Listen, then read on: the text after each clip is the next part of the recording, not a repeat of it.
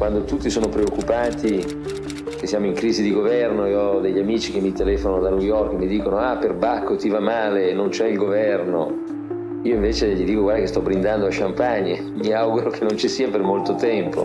Siete ancora ed oggi come sempre dei poveri comunisti!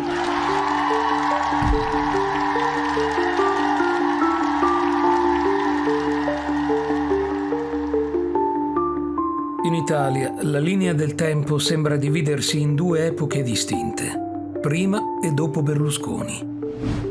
Non è questa la sede per affrontare i capitoli oscuri legati alla P2 o ai rapporti con la criminalità organizzata, argomenti complessi che richiederebbero un'indagine a sé. Qui invece la lente si concentra sull'uomo, sulle origini e sui primi passi di una carriera destinata a lasciare un'impronta profonda nella storia recente del paese. 29 settembre 1936, Milano. Nasce Silvio Berlusconi, figlio di Luigi, funzionario di alto livello alla Banca Rasini, e di Rosa, casalinga. Dopo essersi laureato, i primi tempi sono segnati da lavori saltuari, una fase di assestamento in cui però il giovane Silvio ha già chiara la sua bussola: evitare di lavorare da dipendente e trovare un'attività imprenditoriale con prospettive solide. Il contesto lo favorisce. L'Italia vive il pieno del boom edilizio e Milano si espande a un ritmo vertiginoso. Grazie ai contatti del padre incontra Pietro Canali, un immobiliarista affermato. L'incontro si trasforma presto in un'alleanza: acquistare terreni, costruire abitazioni e rivenderle. Il primo colpo è emblematico: un terreno in via Alciati a Milano comprato per 190 milioni di lire. Un'operazione resa possibile anche grazie alla liquidazione del padre. È il primo tassello di un mosaico destinato a crescere rapidamente. Berlusconi compra terreni e con essi inizia a costruire la sua fortuna. Il passo successivo segna l'inizio di un metodo destinato a diventare il marchio di fabbrica di Berlusconi. Dopo l'acquisto dei primi terreni, fa costruire 4 appartamenti. Qui entra in gioco la sua prima vera innovazione. Finalmente comprammo questo terreno con questi 30 milioni della pensione di mio padre. Canali iniziò a costruire con il capitale di 30 milioni che mise lui e poi io cominciai a inventare un modo diverso per vendere le case. Cioè, appena raggiungemmo il secondo piano con la struttura, feci impermeabilizzare tutto il secondo piano e feci completare il primo piano tutti i tipi di appartamenti che c'erano. E in questi tipi di appartamento misi tutto ciò che serve a trasformare un appartamento vuoto in una casa accogliente. Secondo il racconto che lui stesso offrirà negli anni, quando si tratta di venderli non si limita a mostrarli vuoti, li arreda con mobili improvvisati, creando un'ambientazione capace di far immaginare ai visitatori la vita all'interno di quelle stanze. Ma non basta. Vuole generare l'idea di un mercato vivace, di un prodotto già ambito. Così mette in scena un finto affollamento. Amici, parenti e conoscenti vengono invitati a visitare gli appartamenti nello stesso giorno in cui sarebbero arrivati i potenziali acquirenti. In un aneddoto racconta una preparazione meticolosa, quasi teatrale. Per settimane dorme appena 2 ore per notte, coinvolgendo architetti, amici, fidanzate, perfino parenti, tutti impegnati nei lavori finali. Allestisce atri con scritte decorative, commissiona un campo di calcio, una novità assoluta per un complesso residenziale, e viaggia sino in Olanda per ordinare una grande quantità di fiori per riempire vasche e circondare una fontana posta al centro dell'ingresso. L'operazione funziona. Il condominio viene acquistato. In questo episodio si condensano già 3 elementi destinati a caratterizzare la sua ascesa: la leadership, la capacità di vendere e una narrazione che, tra realtà e leggenda, costruisce il mito di se stesso. Che tutto sia avvenuto esattamente così è impossibile dirlo, ma, come dirà più avanti lo stesso Berlusconi, perché rovinare un bel racconto con la realtà? Gli anni 70 in Italia furono un periodo scabroso, segnato dai sequestri da parte di Cosa Nostra e dell''ndrangheta, un clima di tensione che permeava ogni ambito della vita pubblica. In questo contesto denso emerge una figura controversa, Silvio Berlusconi, indicato da Indro Montanelli, cronista acuto e fondatore del quotidiano Il Giornale, con una definizione che sembra venata di ironia. Il bugiardo più sincero che ci sia, perché è lui il primo a credere alle sue menzogne. Una frase potente che mette in luce quel miscuglio di fascino e retorica che ha sempre caratterizzato il suo linguaggio. In quegli anni Berlusconi era affiancato da Marcello Dell'Utri, avvocato palermitano che più tardi sarebbe stato condannato a 7 anni per concorso esterno in associazione mafiosa. Grazie alla sua intermediazione, un personaggio controverso prese casa stabile nella villa di Arcore, Vittorio Mangano, riconosciuto definitivamente dalle sentenze come affiliato a Cosa Nostra. Mangano svolgeva lì il ruolo apparentemente innocuo di stalliere, ma le cronache giudiziarie ricostruiscono una funzione ben più suggestiva. La sua presenza era un deterrente per rapimenti, un'ombra protettiva che scoraggiava possibili aggressori nei confronti dell'imprenditore in ascesa. Importante chiarire: Silvio Berlusconi non è mai stato condannato per collusioni mafiose e ha sempre negato qualunque tipo di accordo o legame di quel genere. Poi il 1986. Sul palco della sua esistenza pubblica si consuma un episodio che sa di grottesco. Nella notte una bomba esplode vicino a una sua villa, scatenando sdegno e allarme. Al mattino Berlusconi chiama immediatamente Dell'Utri e da lì, secondo alcune intercettazioni, la conversazione assume un tono surreale. La detonazione era stata calibrata per non causare eccessivi danni e tra le due voci si diffondono risate che, più che segnare spensieratezza, mettono a nudo un modo tutto inusuale di reagire alla crisi, con una mimica cinica, quasi teatrale. Cioè, proprio come dire, ti faccio senti, sono qui presente, uno ormai aveva da raccomandare, caro dottore, e lui mi ha messo una bomba. L'episodio, benché raccolto da testimonianze, resta racconto privato, non confermato da atti ufficiali. L'espansione di Berlusconi procede senza sosta. Dopo i primi successi immobiliari, acquista nuove case e terreni, fino a mettere a segno un'operazione di proporzioni eccezionali. A Segrate, alle porte di Milano, compra 700.000 metri quadrati di terreno. L'obiettivo non è semplicemente costruire edifici, ma dare vita a una città intera, Milano 2. Pensata per accogliere 6.000 abitanti, la nuova area residenziale offre tutto. Un centro religioso, una palestra, strutture sportive, un albergo, un residence e persino un canale televisivo via cavo dedicato, Tele Milano Cavo, creato appositamente per gli abitanti. Tele Milano nasce a metà degli anni 70 come emittente locale, trasmettendo messe, eventi di quartiere e film. Ma nel 1978 Berlusconi ne rileva la gestione e la trasforma in Tele Milano 58. Siamo negli anni delle discoteche, del cabaret, della nascita di volti noti della televisione. Un fermento creativo che Berlusconi intuisce come nuovo territorio d'affari. C'è però prima un'altra intuizione decisiva. La RAI, con i suoi spazi pubblicitari limitati, frena la crescita di molte imprese. Berlusconi vede l'opportunità e la coglie. Telemilano diventa Canale 5, la prima rete televisiva privata a carattere nazionale. Per lanciarla strappa alla RAI un simbolo dell'epoca, Mike Bongiorno. È lui a portare in televisione volti nuovi destinati a diventare icone, come Claudio Cecchetto, Barbara D'Urso e Claudio Lippi.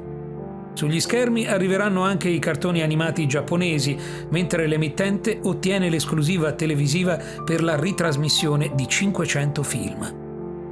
Il modello di business è chiaro: vendere spazi pubblicitari. Per riuscirci, Berlusconi organizza una rete di venditori che attraversano l'Italia. Ma per attrarre grandi inserzionisti serve un palinsesto con copertura nazionale e questo per legge è vietato. La soluzione? Uno stratagemma audace. Acquistare emittenti locali sparse per tutto il paese, registrare programmi su videocassetta e inviarle a ciascuna di esse, imponendo la messa in onda nello stesso identico momento. Un coordinamento che nei fatti crea una trasmissione nazionale mascherata. Quella mossa sfida apertamente la legge, ma il destino del suo impero televisivo verrà poi messo al riparo da una serie di provvedimenti passati alla storia come i decreti. Il 1984 segna un punto di svolta. Alcuni pretori italiani ordinano l'oscuramento di Canale 5 e di altre reti private, giudicandone illegale la trasmissione su scala nazionale. È un momento critico per l'impero televisivo di Berlusconi, ma in suo soccorso interviene il governo di Bettino Craxi, leader socialista e suo amico personale. Craxi firma un decreto legge che sospende immediatamente l'oscuramento, consentendo alle emittenti di continuare a trasmettere in attesa di una regolamentazione definitiva. È una sanatoria temporanea, ma sufficiente per garantire la sopravvivenza del progetto televisivo. La legge organica arriverà solo nel 1990, con la legge Mammì, che di fatto legittimerà e consoliderà la posizione di Berlusconi nel panorama mediatico nazionale. Come ricorderà Ezio Cartotto, consigliere politico vicino all'imprenditore, il Cavaliere attribuisce grande importanza alle relazioni da coltivare nella capitale. Negli anni '80 il suo rapporto con la politica è pragmatico e transazionale.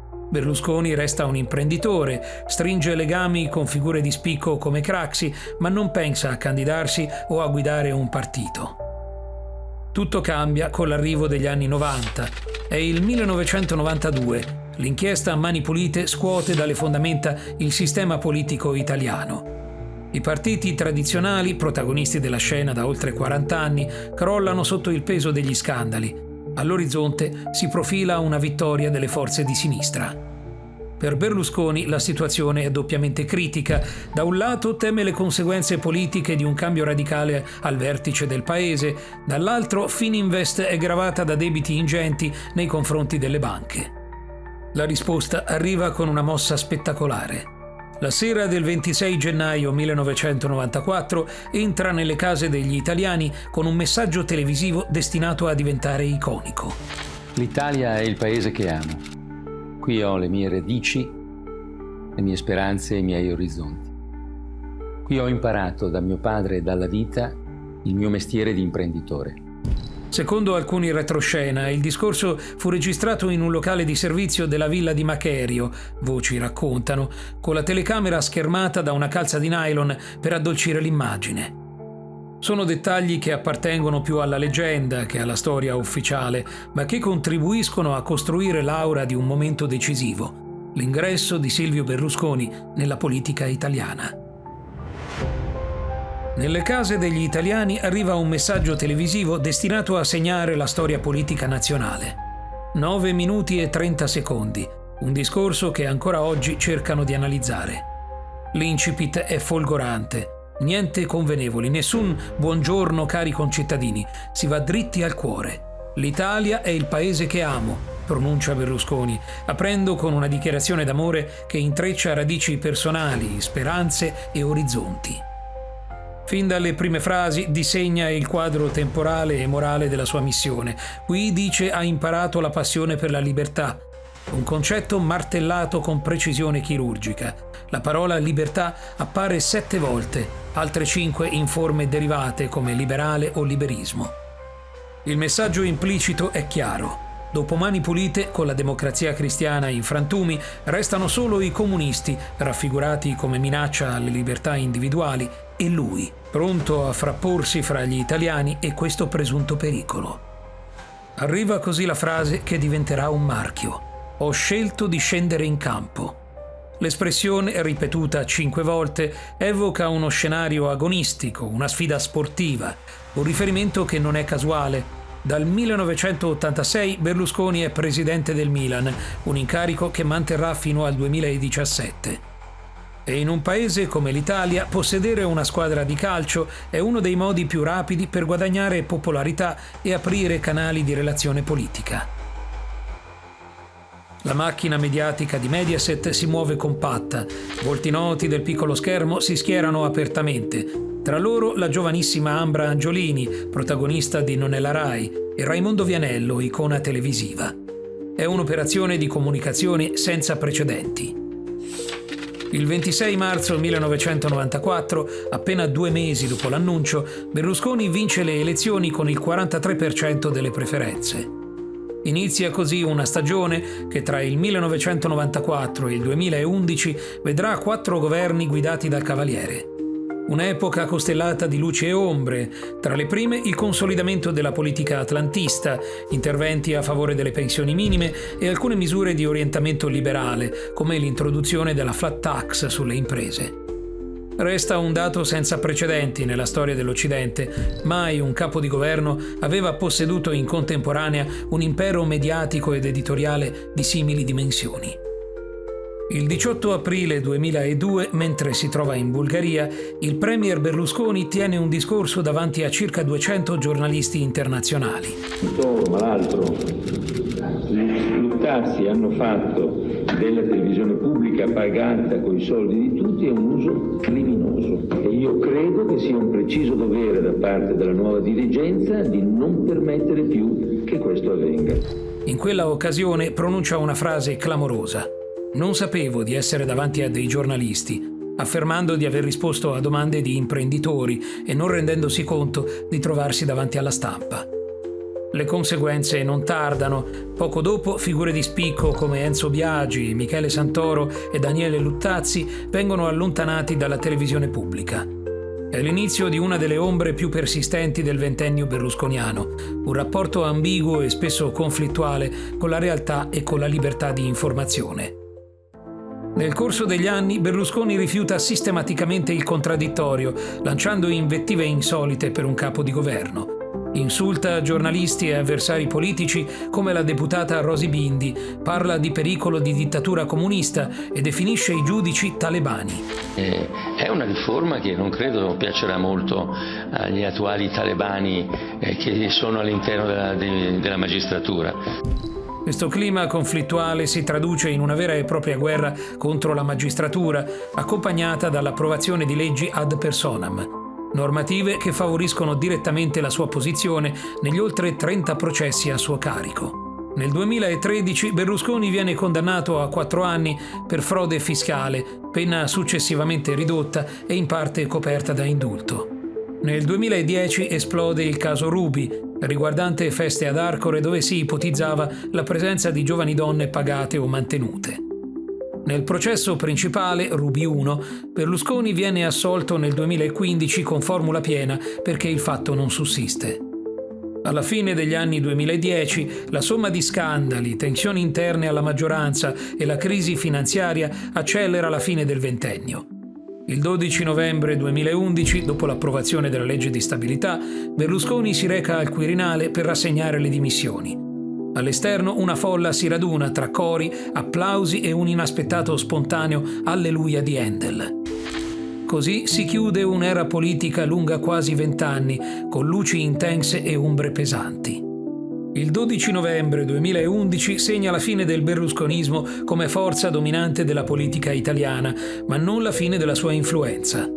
Negli anni successivi Silvio Berlusconi resta sulla scena, tutt'altro che scomparso, ma relegato a un ruolo di coprotagonista. Una posizione in cui il suo carisma e la sua ambizione faticano a trovare piena soddisfazione. È innegabile che la sua presenza abbia diviso la storia politica italiana in un prima e un dopo. Berlusconi ha trasformato la natura dei partiti, passando da strutture collettive a organizzazioni sempre più personalistiche, dove la leadership individuale spesso prevale sui contenuti e sugli ideali condivisi. Parallelamente, la politica si è spostata verso una dimensione mediatico-spettacolare, in cui la comunicazione televisiva e l'uso della polarizzazione diventano strumenti essenziali. Il noi contro loro, con gli avversari dipinti come nemici irriducibili, è stato il tratto distintivo della sua strategia, capace di mobilitare sostenitori ma anche di acuire divisioni profonde. L'eredità di Berlusconi resta complessa e ambivalente. Ha profondamente cambiato la politica italiana, lasciando un segno indelebile, ma anche aprendo una stagione di sfide e tensioni che ancora oggi influenzano il dibattito politico.